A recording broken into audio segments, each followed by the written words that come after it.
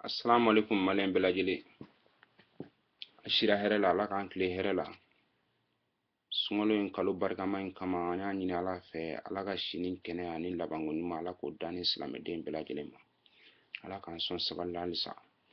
Ala ka hinanga bamka tola ala ka yafa kuma ala ku daro suma ala kan yere nyaka anta don kono. O duwawu no foli in kɔfɛ sa b'a ɲini an balima bɛɛ lajɛlen fɛ an ka jisumani kan koli ji la halisa. Jahadi man ɲi fitinɛ man ɲi an ye dugu dɔw ta ye a bɛ laban mun na ala kelen pe de b'a dɔn a bɛ bɔnɛ mun jigi dugu kan an ye dɔw ta ye a si kɔni man ɲɛ donc an k'an bolo di ɲɔgɔn ma an ka sabali an kana kɛlɛ politiki ko la an bɛ se ka fili ɲɔgɔn ka tiɲɛ ma ko wɛrɛw la mais politiki ko la c'est à dire les Maliens ne méritent pas cela. Les Maliens ne méritent pas l'humiliation. Les Maliens ne méritent pas la violence. Politique Luka Siratalao. Faut essayer de réfléchir un peu. Parce que al ni marche ni fin nous meke sisa. Al na fora marche qu'on a la casse ni fin nous meke. Eh, au boloko ou somo ba la. Ameka a fokame doka idéologie défensant. Supposons un candidat aux élections. Il va se rallier d'un d'aller me kɔfɛ lafiya la yen kɔgɔji kɔfɛ so ɲuman ba ninnu kɔnɔ damu na an de bɛ bɔ k'an jɔ force de sécurité ɲɛ olu ka diɲɛ bɔnɛ bɛ jigin an kɔnɔ sataw ka sa balotaw ka balo jogintaw ka jogin ka bɔ a la mini maliyɛnw a tɛ sabali ne ɲɛna les événements de mars 91 doivent nous servir de leçon et la meilleure leçon au monde sur le plan politique au Mali, ça doit être les événements de mars 91 parce que les gens qui se sont donné la mort, Mounou Bora Malikola, nous ni Kasarala, do Jugina, do Fla, Uta Sekel Bola les Chini. Ça dit, Ambere ou trahi, Niranimala. Ils ont été trahis, ils ont été abandonnés. Les raisons pour lesquelles nous nous sommes battus pour que le régime dictatorial change en démocratie, voilà, et ça a été décevant. Les mêmes problèmes persistent, s'amplifient, s'intensifient et s'étendent sur toute l'étendue du territoire national. C'est à ciel ouvert, la corruption, la délinquance financière, détournement des fonds dans toutes ses formes. Manamana ko sugu bɛɛ, kolangolo sugu bɛɛ. Ni problème b'aw da la, a b'aw ɲɛsin maliyɛnw ma sisan. N'a sera a dunima yɔrɔ ma, o y'aw yɛrɛ dama ye. Ne ko, a bolo a b'aw futela maliyɛnw de la, a b'aw futela aw yɛrɛ de la. Parce que aw mɔgɔ kelenw de filɛ nin ye, lagosi bɛ tila ka s'aw de ma, lamɔliyali bɛ tila ka s'aw de ma. C'est à dire, diɲɛ kolangolo sugu bɛɛ. Parce que ni ala bi mɔgɔninfin halaki souvent a b'i jarabi fɛn de la fɛn mun bɛnnen t'i la. Donc n'aw ye mɔgɔ danbemaw ye aw bɛ girinna politiki in kan cogo min halisa a ye ala deli a ka ɲɛ aw bolo dɛ sinon an ma ɲuman kelen kɛ. Voisins ni somɔgɔw b'a fɔ il a réussi hein. Il a réussi dans quel sens? En volant le pays? On appelle ça réussite? Si c'est pas chez nous, on appelle ça réussite où? Ça, c'est une forme de malhonnêteté. Hein? N'a fɔra ko incompétence ni incapacité physique ani incapacité mentale o de bɛ ka anw envahi su ni tile à cause des gens qui sont constipés politiquement. Ka n'anw sigilen da don kuma la k'a b'anw ka jɛ k'an bolo juru ye o tɛ kɛla dan de bɛ diɲɛ ko bɛɛ la kunun kun y'aw ta ye bi y'anw fɛnɛ ta ye. La jeunesse se réveille, les Maliens se réveillent.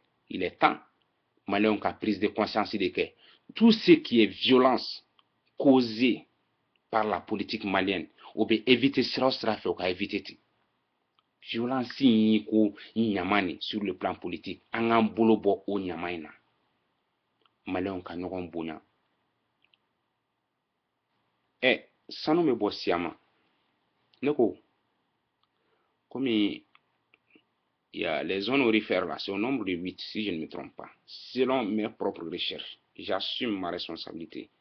Je m'engage et je m'assume. Je suis entièrement responsable de tout ce que je vais dire dans la vidéo là. Je ne suis pas soutenu par un candidat politique. Je ne suis pas soutenu par un entrepreneur ou autre. C'est ma propre conscience qui me pousse à faire cette vidéo. Bien vrai que tous les Maliens sont au courant de ce qui se passe. Ce n'est même pas nouveau. Ce que je dis là, est-ce que c'est nouveau? Mais peut-être que ne de bɛ k'a kɛ vidéo la, a bɛ se ka kɛ o de ye nouveau ye. Sinon, Malien bɛɛ b'a dɔn mun bɛ yen. Mɔgɔ tɛ kuma mɛn, mɔgɔ tigɛlen don an ka politiki mɔgɔ la ka se degré ma, Ala kelen pe de b'a dɔn. Ala n'a déception barika bonyani. An frères n'an sœurs bɛ palon na diɲɛ fan bɛɛ fɛ. École ko tɛ ɲɛnabɔ la. Niveau tɔ bɛ halaki la cogo min, o bɛ halaki la ten. An fa n'an baw minnu bɛ sɛnɛ la kungo kɔnɔ, burusi kɔnɔ, mɔgɔ si ka sira t'olu la. Non, ni élection sera, o tɛ maloya, o tɛ miiri, o tɛ tasi. U bɛ don olu kan de. I b'a fɔ namimaw. Ala k'an kisi namimaya ma. A ti deli ka taa hali yɔrɔ minnu na. A ka sira tɛ mɔgɔ minnu yɛrɛ la. U donna bɛɛ kan. O sen tɛ ko fadenw bɛ baara mun kɛ wasi la ko wari di ko ka dugu dɛmɛ n'o wari bɛ tila ka ta k'a dun fu la. Sanu wari 2 milliards de dollars par an. Avec 50 tonnes par an souvent. Ou 62 tonnes par an souvent. Ne ko a bɛ nin wari in kɛ mun ye a t'a ɲɛfɔ maliyɛnw ye sa wa.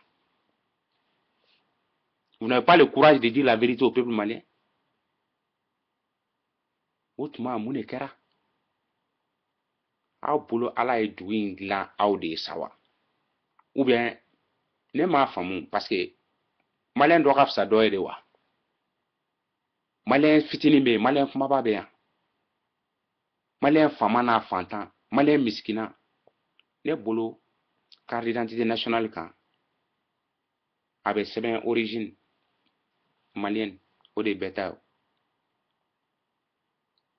Wa aw de y'a kɛ comme si aw de b'a dɔn nin bɛɛ ye. N'aw b'a dɔn nin bɛɛ ye, a baara filɛ nin ye aw kɔrɔ, a y'a kɛ sa kɛ. Mun de bɛ k'aw bali? Ou bien dignité b'aw manqué, personnalité bɛ k'aw manqué. A ka niveau moral, o bɛ cogo di? Je le répète, il y a des gens qui sont constipés politiquement. Olu ka sira foyi t'a ɲɛlen na, olu ko k'a bɛɛ ta k'a dun.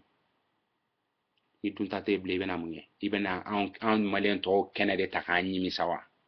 Ka da mun de kelen kan? A bɛ fɔ an ɲɛna fan bɛɛ. On le dit à qui veut l'entendre. Un tel candidat ou celui-là ou bien ni Karim Massina. A ka curriculum vitae, a ka palmarès ou bien ni a ka diplôme, a ka parcours. A l'université George Washington kɛ, a ye Sorbonne kɛ, a ye ENA de Paris kɛ. O de b'anw bolo wa? An ko i ka dignité ani ka rigueur dans le travail, l'honnêteté ani ka niveau moral. I k'o de bila en relief pour que maliyɛnw ka se k'a fɔ alhamdulilayi dɔɔni sa. K'an tɔnɔ burusi kɔnɔ ka na fo duguba kɔnɔ, fo extérieur la, fo en dehors du Mali. K'an pousser à l'exil. Étudiants, yani nga kuma bila comme in bɛ vidéo in kɛla étape par étape de. Chaque vidéo à peu près 9, 10, 11 minutes. Nga foli bɛ maliyɛn de l'extérieur ye. Minnu taara tunga fɛ fɛn ɲini na ani minnu taara kalan na. Vraiment vous êtes encouragés. Ala k'an bɛɛ lajɛlen dɛmɛ. Ala ka sini kɛnɛ ani labanko ɲuman Ala k'o da an n'aw bɛɛ lajɛlen ma. Sinon là où on préfère quitter sa famille, sa patrie, son pays pour aller à la recherche du bonheur. Sous la pluie, sous le vent, le soleil, toutes sortes de dangers, d'humiliation, qu'au Bemounou, Kata, pour pouvoir subvenir aux besoins d'une famille, d'un peuple. Kaka mɔgɔ dɔw ma jigiya ye. Ala kan'an sa galon kan, Ala kan'an faga galon kan, Ala kan'an faga cogo juguya la. Mɔgɔ i k'i miiri, i b'i bi dɔn, i t'i sini dɔn. Kasange o de aw n'anw bɛɛ lajɛlen halala ye aw politiki mɔgɔ baw la minnu dalakan yɛrɛ de sabatilen tɛ yɛrɛ de minɛ olu ka ko nɛgɛ kisɛ kelen tɛ maliyɛnw na n'i y'a ye n bɛ persister ka insister a kan k'aw ka ko nɛgɛ kisɛ kelen tɛ maliyɛnw na c'est parce que a ka ko nɛgɛ de tanna minɛ ka sababuya kɛ a ka dalakan sabatibaliya ye yurugu yurugu hali pour ka se ka stage simple sɔrɔ faut que tu te grattes la tête faut que tu donnes quelque chose sur la table surɔfɛn yɛrɛ tɛ bila a kɛra tilerɔfɛn ye n'an ma miiri dɔɔni nin aw bɛ se ka bonya nin kan ka cogo di mɔgɔninfin bɛ siran bonyabaga de ɲɛ n'i y'a ye an bɛ kuma bi aw t'aw yɛrɛ bonya o n'a b'aw yɛrɛ bonya a ma se an ka video kɛ o nka aw t'aw yɛrɛ bonya de ala n'a ka yuruguyurugu ni kodɔnbaliya hɔrɔnkolonya mɔgɔ ka danaya talen ka da o kan k'o latiɲɛ tilekan dere fɛ crime économique crime n t'a dɔn crime de sang wa mun de nin bɛɛ tɛ crime ye wa aw bɛ yuruguyurugu la se tɛ minnu ye k'u denw balo k'u musow balo olu na taa kɔgɔji fɛ sa kɛ ka t'u yɛrɛ faga sa kɛ dɔw tɛ t'u yɛrɛ faga cɛncɛn kan yan o sababuya ma bɔ aw la n'aw ka yuruguyurugu tɛ mɔgɔ joli b'i sigi a muso n'a denw kɔrɔ so i bɛ taa fadenkɛ fɛ san 1 2 3 fo san 10 i muso b'i kɔ a dɔw la yɛrɛ muso ni denw b'i kɔ so i tɛ se ka taa so parce que ça ne va pas aw ma miiri k'anw faw n'an baw b'u bolofɛnw yɛrɛ feere ka d'an ma souvent k'an ka taa ɲɛɲini kɔfɛ sinon a bɛ kɛ tiɲɛni a bɛ kɛ malo ye ko fɛn bɛ sɔrɔ tuma dɔ la a tɛ sɔrɔ k'i bɛ tila ka segin ka na i faso la i bɛ kɛ dunan y'i fɛ yen ala n'a ka yɛrɛdɔnbaliya sababuya on te traite comme un étranger chez toi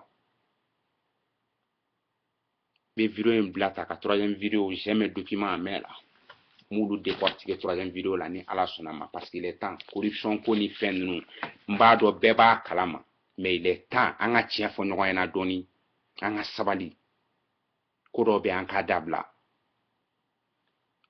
n'a fɔra k'anw de bɛ yɔliyɔli la halisa fadenw bɛ k'an ɲini ka bɔ nɔgɔ la an ka richesse fo kana utiliser an ɲɛ ma aw fadenw bɛna aw politiciens de ko don aw fadenw bɛna wari min fana d'aw ma k'aw ka dugudenw dɛmɛ c'est malhonnête a bɛ tila k'o bɛɛ ta k'o dun ko lankolon cɛla 500 millions bɛ di Mali ma en 2008 ko ka école dɔw jɔ école primaire fɛn ni financement ni ninnu an ma maloya k'a fɔ an ye télé la un 13 juin 2008 un vendredi aussi je me rappelle ko wayi classe kelen jɔra 25 millions ala kana barika don mɔgɔ lankolon na an fadenw fɛ sigiɲɔgɔn dugu lamini minnu b'an kɔrɔ dugu tɔw la walayi classe den 6 de la première année au CP olu y'o jɔ 26 millions an ka mɔgɔw osera ka n'a fɔ an ye télé la ORTM na ko classe den kelen ko 25 millions donn'o la an ka sira la an ye dɔɔni sa présidence o caisse noire bɛ 2004 o bɔra 10 milliards 900 millions na ka na 18 milliards la en 2005 o kuma o comme an tɛ 2005 na bilen an tɛ 6 la an tɛ 7 la an bɛ 13 de la o kɔrɔ ko caisse noire bɛ joli la sisan 80 milliards wa ou bien 100 milliards de a tɛ sira la an ye dɔɔni a ka maliyɛnw bonya maliyɛnw k'aw bonya n bɛ segin k'a fɔ a ye mɔgɔ bɛ siran i bonyabaga dɔrɔn de ɲɛ sinon n'o tɛ i t'i kuma sudi n'i ma jɔn si ye i t'i kun biri n'i ma jɔn si ye ni ala yɛrɛ tɛ n'a politiciens y'aw yɛrɛ bonya an b'aw bonya n'a m'aw yɛrɛ bonya n'a y'aw ja a ka jahanama k'aw daraka ye ka sankisɛ kɛ k'aw ɲi sɔgɔbɛ n'aw bɛ kuma a ka sankisɛ suran ka bɔ da an ka mɔgɔ kisɛ kelen t'aw la aw ye jɔn de hali ala ma taa kasange dɔw t'o sɔrɔ a la ala n'u ka kunnagoya sababuya kasange mun y'an bɛɛ halala ye politicien mɔgɔ lankolon dɔw bɛ yen olu t'o sɔrɔ halala ye yɛrɛdɔnbaliya cayara k'a bɛna lagosi lase maliyɛnw ma ala tɛ ji to nɔnɔ la o lagosi a b'i bi aw yɛrɛ de kan an b'a ɲini fanga kura fɛ a k'i cɛsiri a k'i yɛrɛ kɛ mɔgɔ ladiri ye a kana mɔgɔ ka ɲɛ bisi jateminɛ opportuniste bɛ ka fan bɛɛ kɛ mankan ye sisan u bɛ n'i lamini k'u bɛ n'i bila fili la ala ka n'i ci dɛ maliyɛnw b'i kɔ sini hali n'an t'a dɔn président ye mun ye mais a mana kɛ n'i ma jɔn jɔn an bɛ bɛɛ fɛ fo ŋunanfaki fo namima hɛnɛ bɔnɛ mɔgɔ ta tiɲɛnen mɔgɔ lafililen an bɛ bɛɛ fɛ an ka fanga la fo mɔgɔ sugu ni ala ka mɔgɔ ɲuman mun nana fanga in na yarabi ma maliyɛn bɛɛ k'i bolo di ɲɔgɔn ma k'o dɛmɛ a ka baara la pour que an fɛnɛ ka taa ɲɛ sa an ka kɛ dɔw ma jigiya ye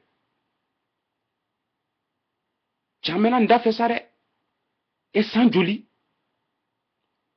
ko ka fanga kɔrɔ bin k'o man ɲi jakisɛ t'aw yɛrɛ ka jaba la ka n'anw bila fili la kamanagan na an t'a yafa aw ma dɛ ni diɲɛ kolankolon fɛn fɛn y'an sɔrɔ zen an t'a yafa aw ma ala kan'a yafa aw ma n'aw bɛ sɛbɛ kɛ a ye sɛbɛ kɛ mɔgɔ si m'aw bali sɛbɛko la faut arrêter d'être malhonnête avec les Maliens il est temps kuma mun tun bɛ ne fɛ k'a fɔ a ye nin deuxième vidéo in na o ye nin ye ni ala sɔnna a ma n bɛ troisième vidéo fɛnɛ n b'o kɛ ni ala ka jɛ ye ala ka su wɛrɛ ala ka kunnadiya k'o da ni silamɛden bɛɛ lajɛlen ma